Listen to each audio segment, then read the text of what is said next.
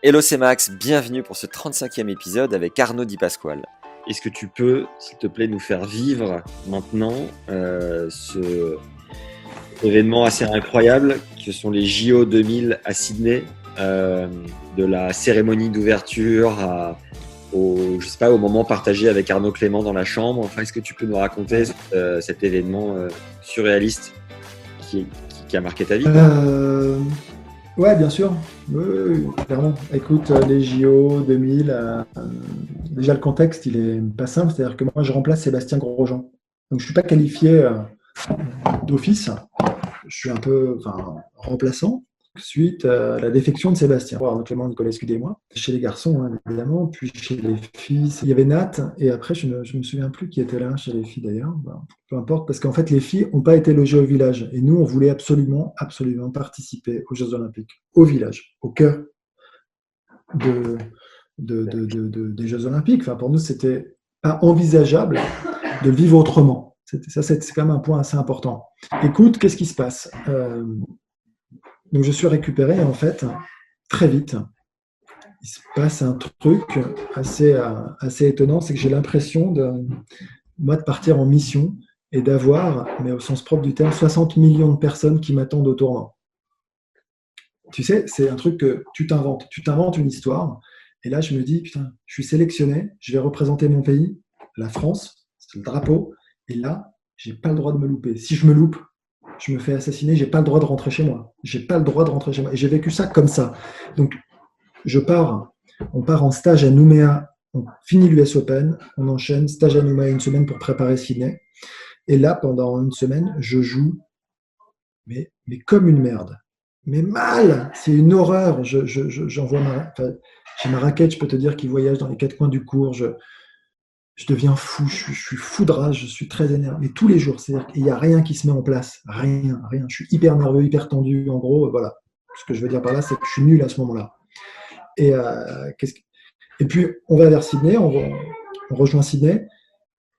Et le tableau sort et je joue Kiefer au premier tour. Et je me suis accroché. Dans ma préparation, j'ai fait ce que j'ai pu. Et on est au village olympique, donc on découvre tout ça, c'est fantastique. Voilà, les quartiers, le quartier France, ici avec les drapeaux partout, on croise les survêtes, on dit bonjour à tout le monde.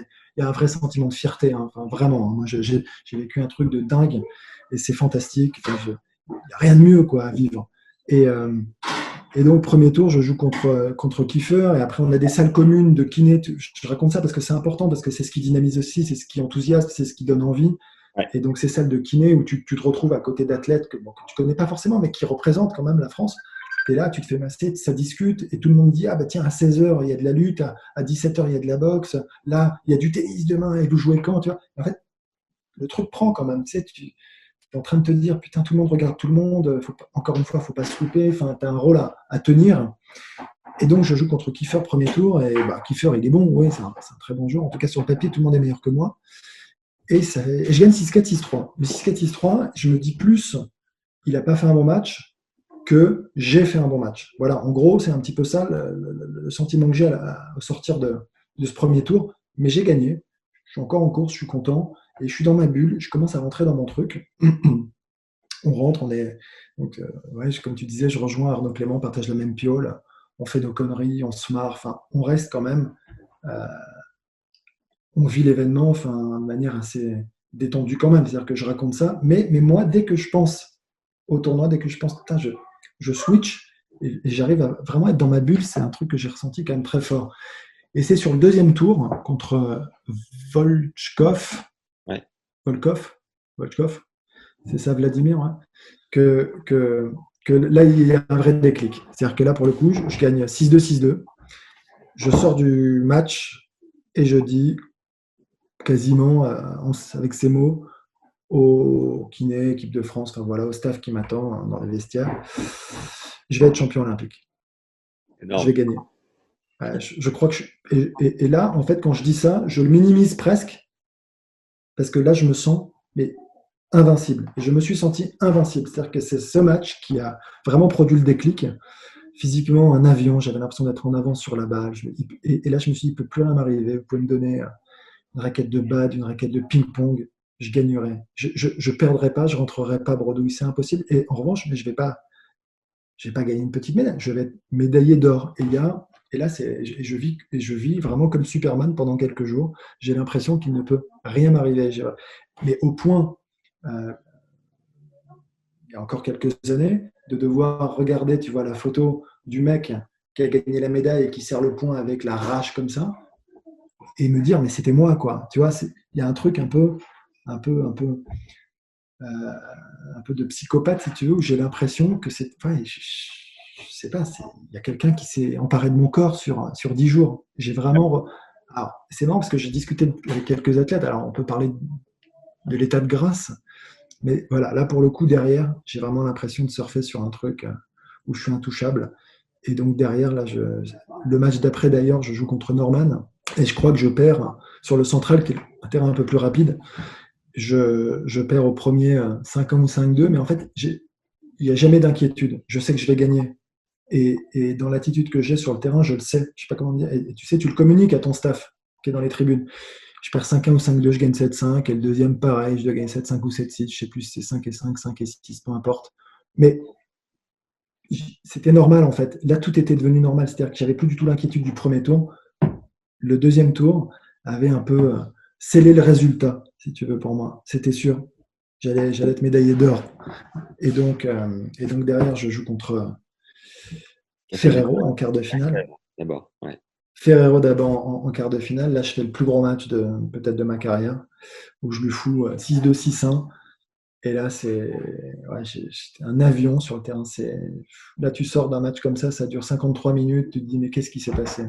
Et là, tu as les Espagnols qui venaient me voir. Tu sais, tu avais Alex Correggia aussi, avec qui je suis assez pote, qui vient me voir après le match et qui me fait, mais enfin, je t'ai jamais vu comme ça, je t'ai jamais vu jouer comme ça, c'est fou. Et en fait, vraiment, je reviens là-dessus, mais c'est la dimension du drapeau et cette espèce de truc d'être en mission, tu sais.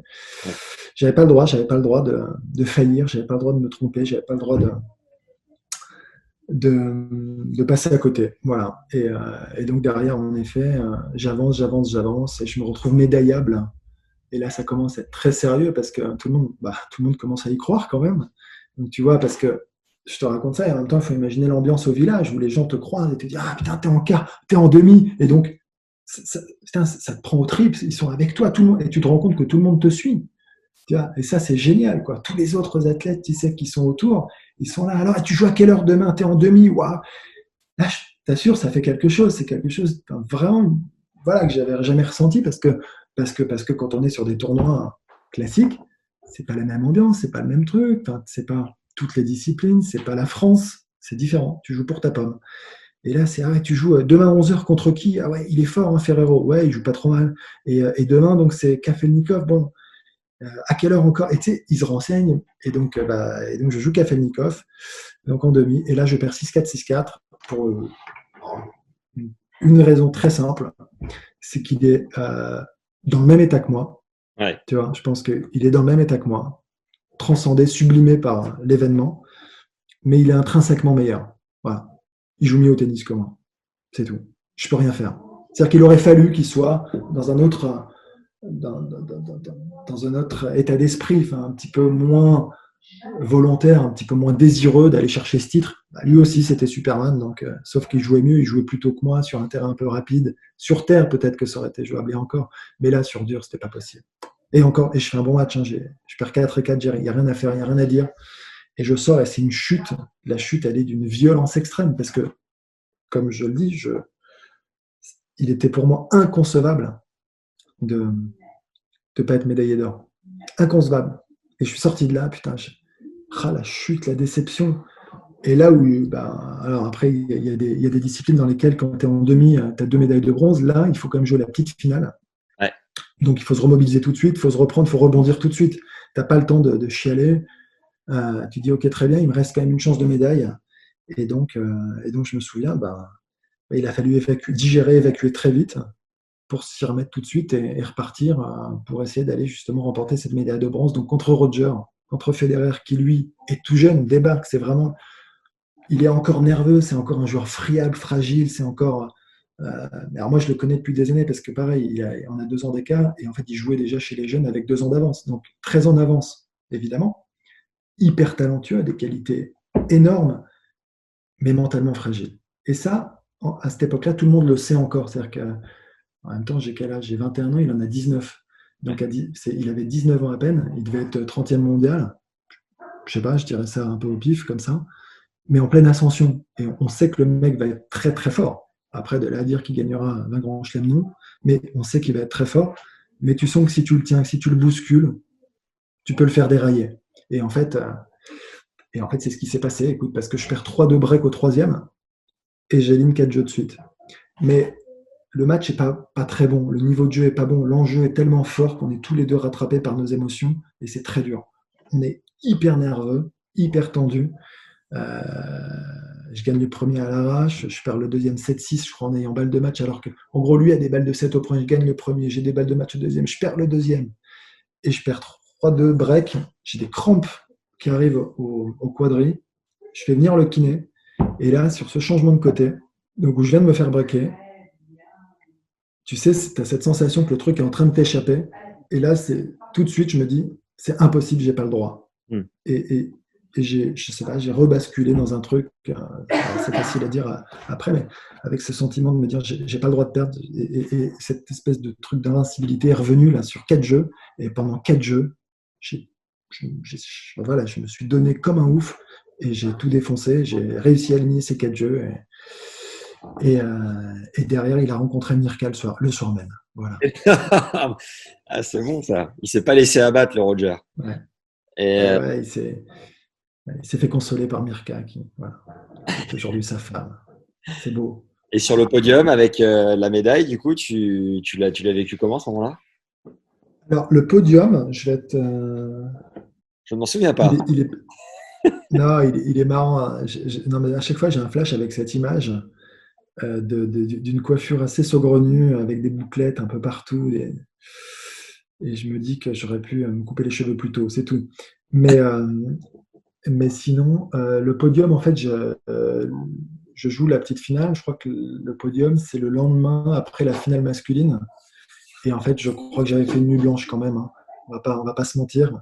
Je l'avais un peu festoyé, la médaille de bronze, et je l'avais bien célébré. Et donc, j'étais sur le podium très, très heureux.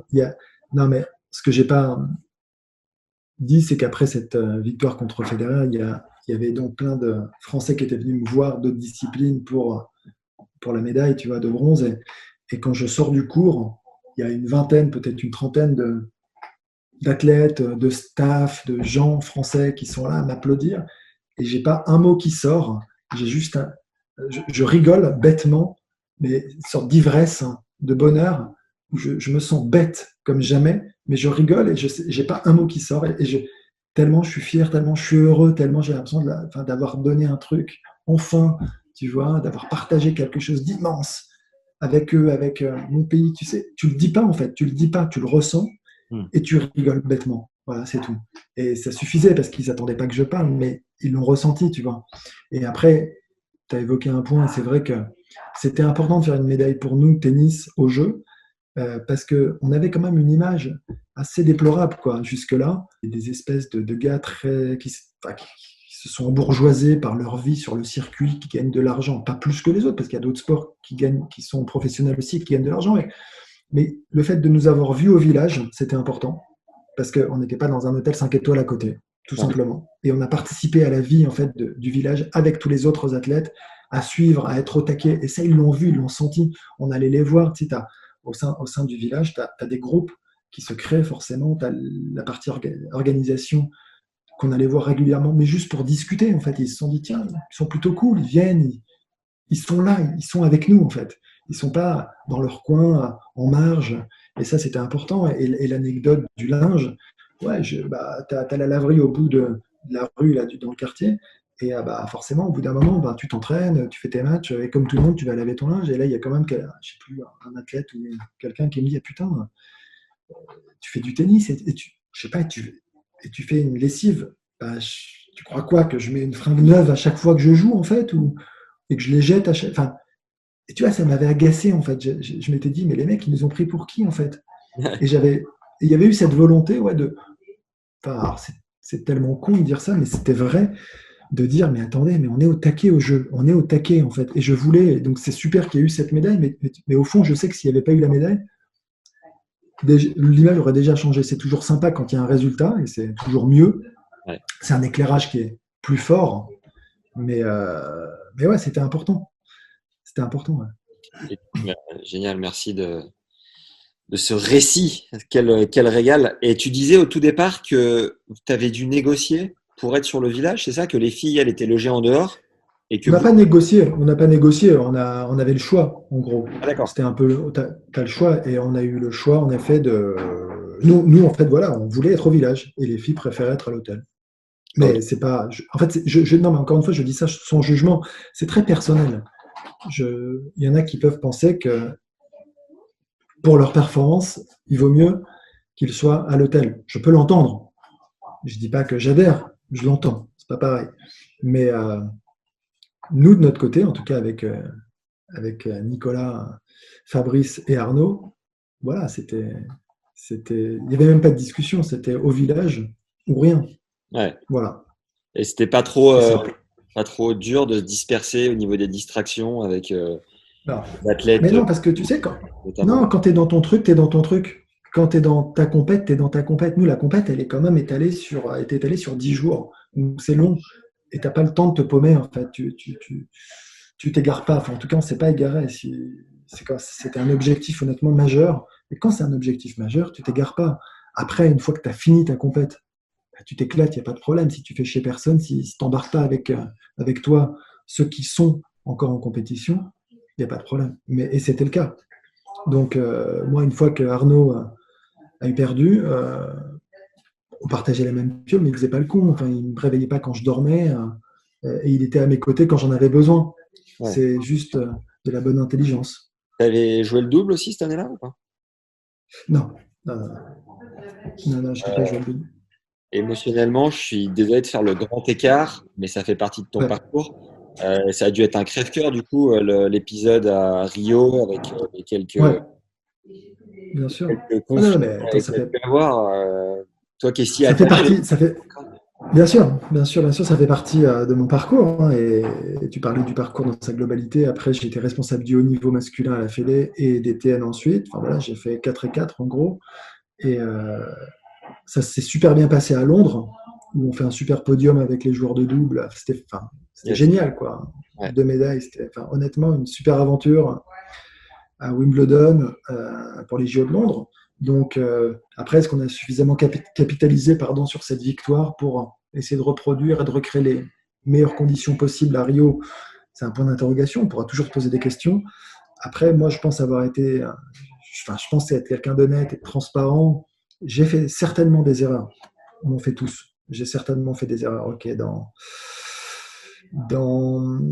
le fait de ne pas peut-être avoir réussi à fédérer suffisamment l'équipe, les Ouais. joueuses, les joueurs. En tout cas, c'est possible. Hein, dans un contexte politique qui était très compliqué, on était en pleine élection présidentielle de la Fédé, donc c'était pas simple. Je naviguais un peu dans des eaux assez troubles, pour dire vrai. Et donc, est-ce que j'étais suffisamment clairvoyant sur ce qui se passait au sein de l'équipe? Peut-être pas. Mais en tout cas, une fois qu'on avait mis les règles en place, le dispositif, j'ai l'impression qu'on a quand même pas mal échangé avant de partir. Les choses étaient quand même bien cadrées.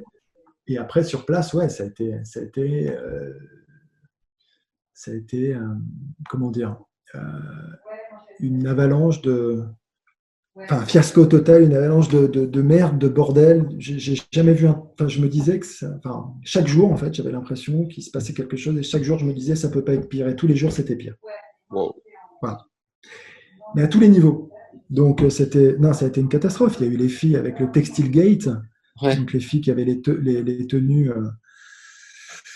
pas le même ton, mais pas de la même couleur. Enfin, c'était assez complexe. Et, donc, c'est des points de règlement. Pourtant, c'était vraiment, on avait vraiment fait ce qu'il fallait, me semble-t-il, de notre côté, pour demander les autorisations aux personnes qu'on pensait être les personnes compétentes et qui ne l'étaient pas. Donc, c'est apparemment juste le juge arbitre qui est dans son droit de dire oui ou non Et nous, on était en relation étroite avec l'organisation, donc 2 personnes de l'ITF qui organise les Jeux Olympiques, mais qui n'étaient pas habilitées en fait à dire, à donner une réponse en fait. Donc bon, très bien. Donc ça a été très compliqué parce qu'avec les filles, ça s'est très mal passé, euh, avec Caroline et Christina. Les garçons en double qui sont plus que favoris, Herbert Mahut perd au premier tour. Ouais. Donc passe à côté, ça c'est pas simple. Voilà, et après il y a l'histoire avec Benoît Paire, où c'est très compliqué, avec Benoît, avec qui je me suis toujours bien entendu, et aujourd'hui encore, enfin je dis pas qu'on s'entend bien aujourd'hui, hein. Je dis juste que c'est un bon mec, quoi, que c'est pas un mauvais bougre et que tout ça a été très dur pour lui, très dur pour moi aussi, c'est vrai, mais, euh, mais je regrette qu'il n'ait pas été honnête sur avant et sur le moment. Voilà, je crois qu'on a tous fait des erreurs, et c'est ce que je dis, hein. Je crois que j'en ai fait aussi des erreurs. Ouais. Mais ensuite, une fois que c'est parti, quoi. Et sur place, il y avait un règlement à respecter. Il y avait 9 athlètes. S'il y en a un qui joue pas le jeu, ça gangrène un peu tout le monde, quoi. Et à un moment donné, c'est l'esprit d'équipe qui doit prévaloir, me semble-t-il. Et après quelques avertissements, j'ai en effet pris cette décision qui était terrible, hein, mais très dure. Et avec le recul, certains me disent, mais est-ce que tu étais obligé? C'est toujours facile de dire, ouais, sur le moment, je pense que c'était important pour essayer de sauver un petit peu ce qui restait, parce qu'il y en a qui étaient encore en course et que ça ne parlait plus que de ça, de son attitude, enfin voilà, et bon, peu importe. Et après, donc, je prends cette décision qui nous a fait, ouais, qui nous a fait beaucoup de mal. Mais on a beaucoup discuté, on avait vraiment beaucoup discuté. Et il y avait, voilà, tu dors au village, on est tous au village, on respecte, on essaie de vivre des moments en groupe, on s'entraîne à fond. Voilà, ça faisait partie un petit peu du cahier des charges. Tout le monde le respectait, et moins lui après. Et c'est ce que je dis, pour aller vers.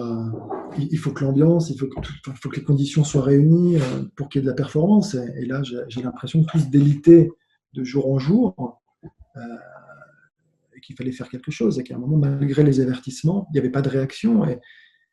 Et voilà, donc en effet, j'ai pris cette décision assez lourde Yes. de le sortir de l'équipe. Ouais.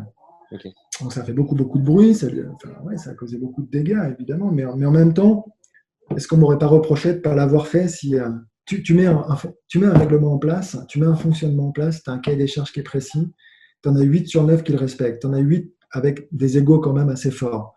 Et si tu ne le fais pas, finalement, est-ce que c'est pas ça que tu prends dans la gueule après aussi?